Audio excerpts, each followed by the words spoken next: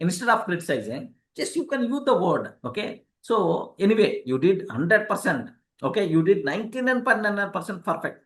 Just a small correction is there. Shall we do? Shall we fix this small correction together?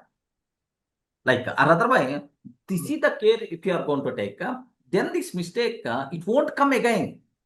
Okay, don't attack the person, you require to attack the problem. Sir, correction must be required from employee side.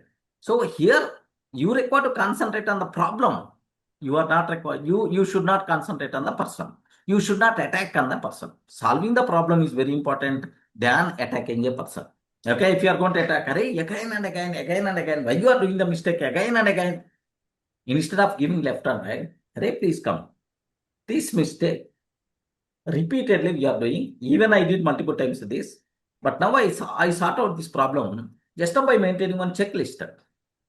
Why don't you create one checklist? Shall we together, we will create a checklist, and tomorrow onward this checklist we are going to check so that we should not miss anything.